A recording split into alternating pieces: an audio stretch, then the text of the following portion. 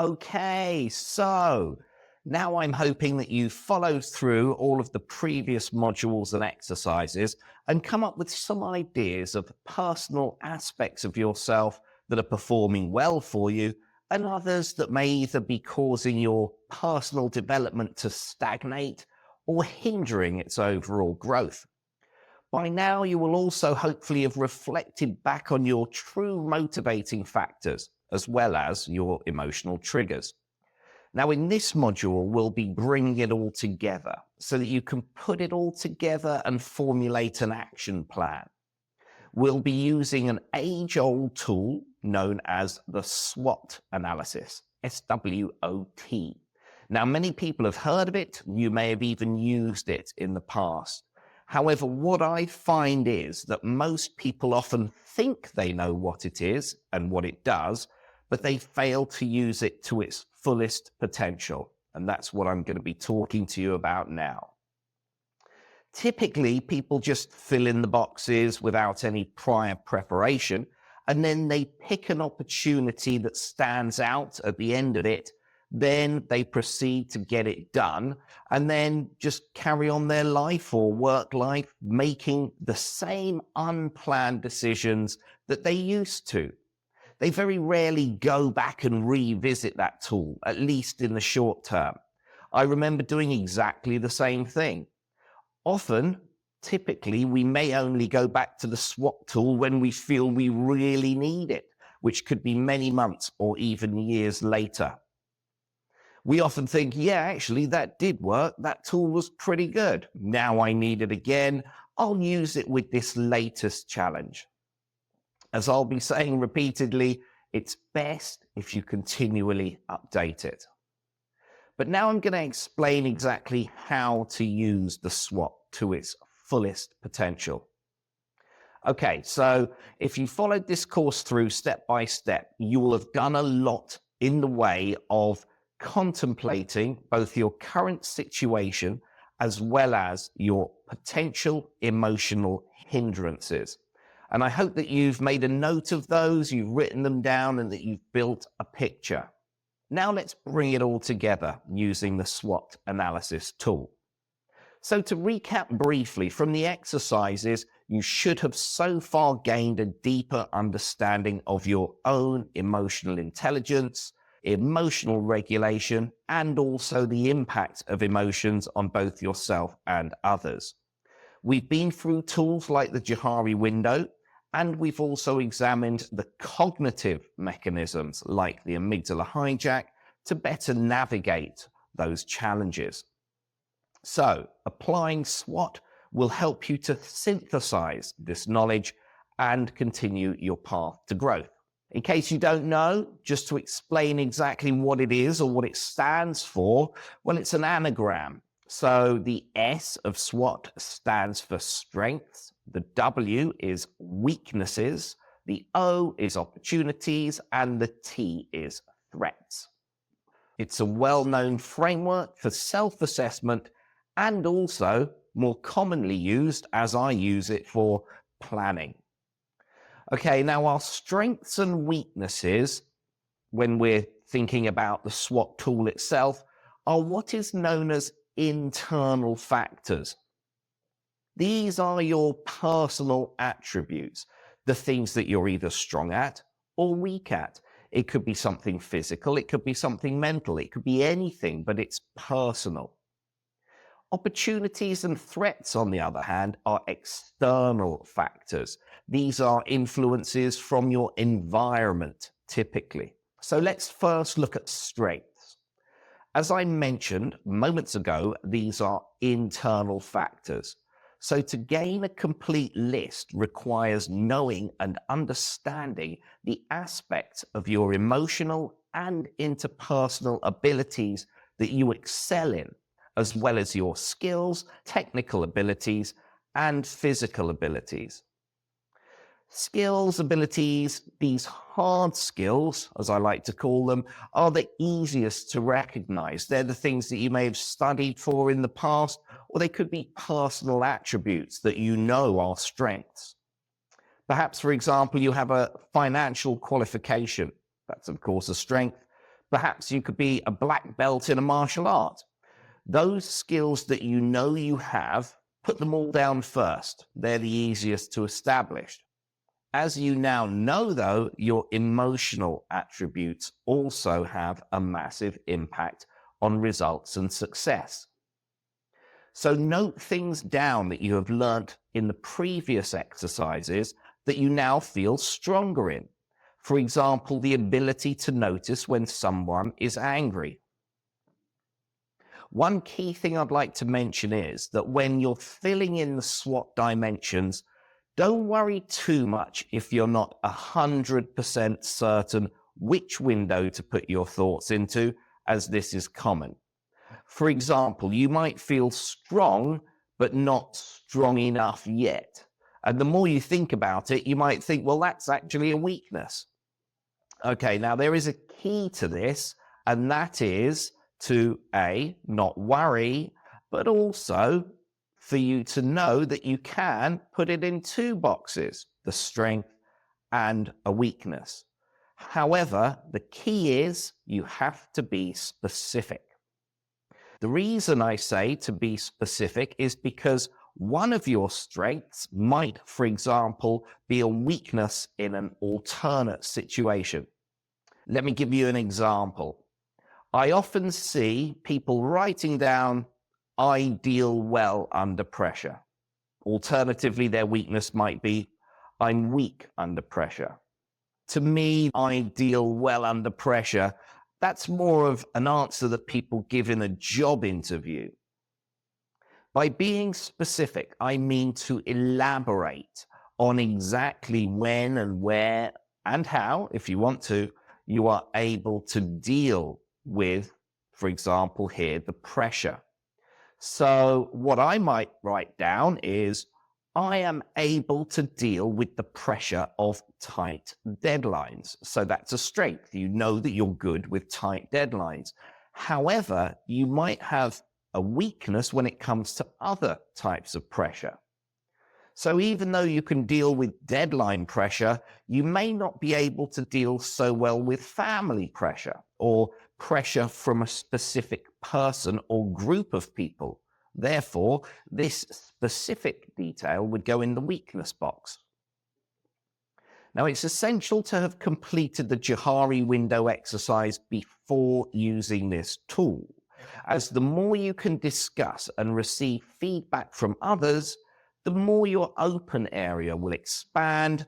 The content of the Johari open area should naturally, in turn, become directly translatable into a strength.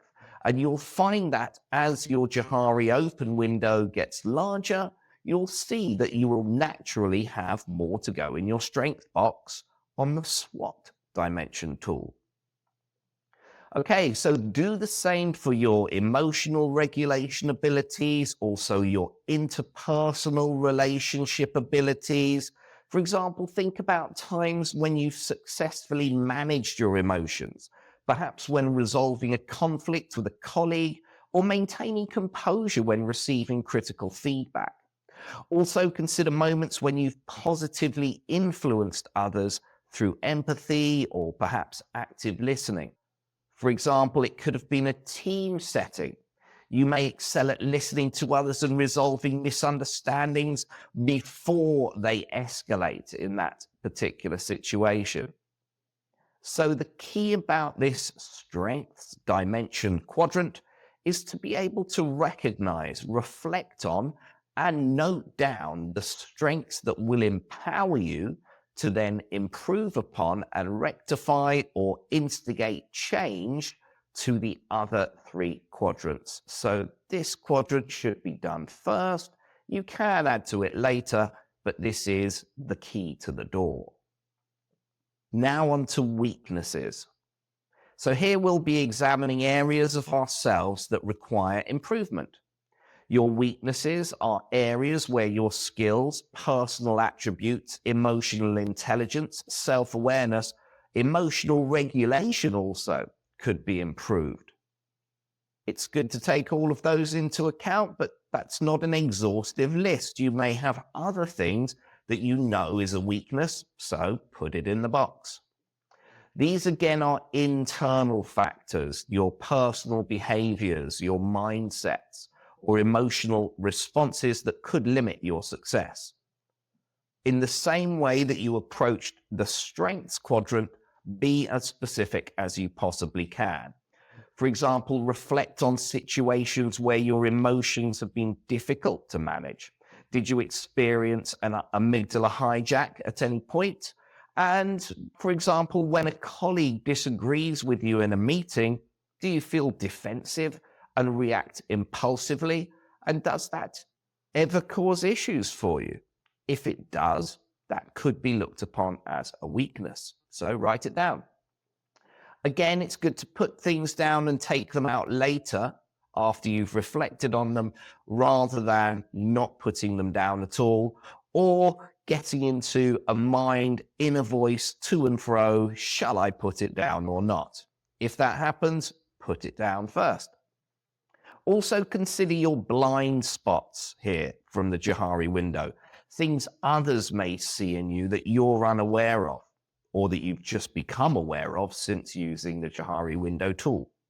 Seek feedback from trusted colleagues, managers, anyone really that you can trust and approach about areas of suggested improvement, such as communication style, or perhaps your ability for or to resolve conflict management. Extremely important also is to think about your inner voice noise. What negative thoughts disrupt your emotional regulation? Are you often questioning your abilities, like fearing that you're not a good leader, or you're not a people person, or you're too shy? Now, recognizing these weaknesses and putting them pen to paper allows you to take proactive steps to address them if you would like to, and if you think that there would be a need and a benefit to doing so. Acknowledging weaknesses is essential for growth.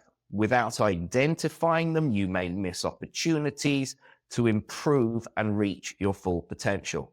So please do this in private, keep it private, and be as honest as you possibly can with yourself, and give yourself a pat on the back as you gradually improve them or negate them. Okay, now on to the opportunities. This is the fun one. This is an external factor, obviously, but we can turn it into something that can be used.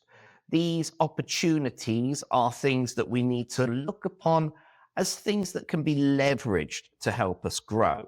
They can come in the form of circumstances or situations, such as industry trends or the ability to reach out for workplace support, or even available resources that can enhance your emotional intelligence or personal development as a whole. So here are some ideas and actionable steps for you to consider. Let's look at another example, career advancement. Do you have the chance to take on new responsibilities at work? Things that will allow you to progress your skills or your EQ. For example, being promoted to a team leader position could allow you to enhance your emotional regulation and also your relationship building skills. Now, going back to the Johari window, the feedback and self-disclosure that you would have carried out could have already led to reducing your hidden area, thereby enhancing mutual trust, which may have already led to doors or future challenges becoming open and available, or perhaps you've become aware of team building activities that you could join that encourage open communication and will help you to build bonds. External opportunities might also include joining or creating cross-departmental projects where you can expand your network to work collaboratively with others. And by recognizing these opportunities, you can actively look for more or different pathways, other external factors that could also allow you to apply and enhance your emotional intelligence, perhaps even help you to open more of those hidden areas in the Johari window, which could then come back to help you with your SWOT analysis. These two tools definitely work really well in conjunction with each other. So do try and go backwards and forwards from them, trying to create more opportunities.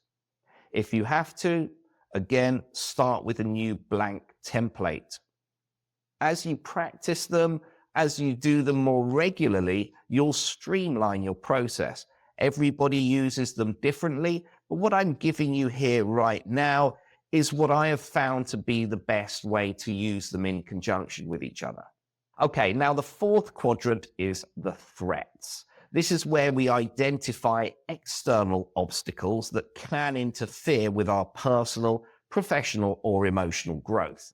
Now, these could be challenges such as high workplace stress, maybe you have unsupportive colleagues, or maybe just difficult working environments that tend to undermine your efforts.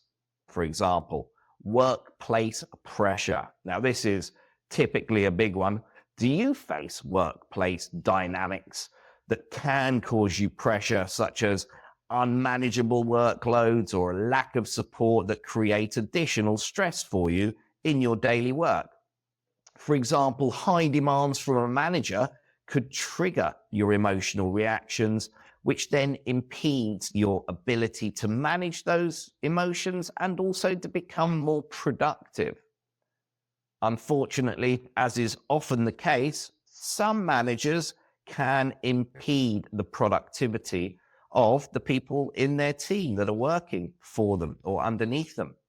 So just be aware of it and try and think of ways that you could actually better manage your emotions to then improve the overall situation. Perhaps there's emotional roadblocks, for example, specific emotions like anger or anxiety that derail your progress. In a high-stakes project, for instance, if your team fails to meet deadlines, frustration could threaten your ability to stay focused and effective. Commonly, we can also be resistant to change. Sometimes the biggest threat comes from external resistance, but that change could be, or the resistance to change could be more of an internal resistance too. Externally, it could, for example, be the work culture that does not prioritize emotional intelligence or self-awareness or self-progression within their team members. This thereby makes it harder for you to develop these skills. Recognizing threats allows you to anticipate and prepare for challenges that could hinder your growth. And if you can prepare for them in advance by using the other windows, for example, your strengths and opportunities, then you could negate or at least reduce the severity of those threats before they occur. Okay, so please go through the above steps, and when you've completed them, begin to combine the information in the boxes to find ways to leverage your strengths and opportunities to overcome the weaknesses and then the threats. Ultimately, what we're doing is combining what is in the boxes to leverage our strengths and opportunities to overcome those potential threats and weaknesses. For example, if one of your weaknesses is reacting impulsively during meetings, but a strength that you have is strong self-awareness, you can use that awareness to identify moments when you are about to react emotionally. You can preempt it. This self-awareness can help you to pause, reflect, and choose a more measured response. Now, a key tip here that I find works exceptionally well, both with me and also all of my previous students, is to role play situations in your mind in full. If you, for example, think, okay, I could have an argument with my boss about X or Y situation, instead of just thinking, oh, they might say this, oh, they might say that, try and role play the full situation. But you need to be able to think in your person, in your body, but also from their person, from their point of view, from their body. So don't, for example, think of how you think they would react. If you're going to do this, you need to become them. You need to look at what they want, what they need, their requirements, things that have perhaps triggered them in the past. You really need to think deeply, put yourself in their situation. Often you'll find that the situation that you previously played out in your head, you could have been overreacting. But just by doing it, even if you're role-playing a bad scenario, try then to think of how you're going to deal with it. So if unfortunately it does happen, at least you're prepared and you won't fly off the handle, losing your cool when you lose your emotion. Role-play it in advance and then you'll be better prepared. Now, the strengths and opportunities often work well together. For example, if one of your strengths is emphatic communication, and you can also create the opportunity to perhaps lead a team, you can leverage your communication skills to then foster positive relationships, negate negative conflicts, and build a supportive work environment. It's an opportunity that has arisen. You can use your strengths with it, and by doing so, you'll be diminishing your weaknesses. Opportunities can also overcome threats, especially if they're done in a timely manner. For example, imagine you face the threat of high workplace stress due to a demanding project. However, you also have the opportunity to attend a leadership development workshop. You hadn't really thought about it before. You knew that you could, but now, as it's going down on your SWOT analysis, you think, actually, yes, of course I should be doing this workshop. And then by leveraging that opportunity, you can then learn and implement new strategies, preparing you for future challenges. Okay, great. So by now you've hopefully developed a comprehensive understanding of how to use the SWOT analysis, integrate and apply everything you've learned so far during this complete course. Please don't worry if it all seems like a lot of information. You can re-watch these videos as many times as you like. When you're doing the exercises, if you need to start again, you can do them as many times as you wish. The key with all of these tools, though, is to put down as much information as you possibly can to get the maximum results from them. Then you build on it.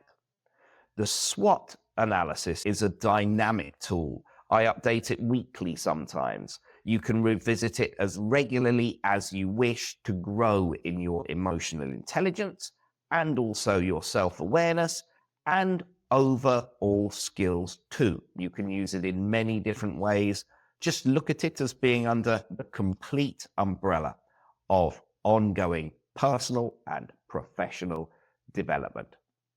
Okay, so please begin now filling in all of the SWOT box dimensions and turn them into an actionable plan that you can start hopefully tomorrow as soon as possible.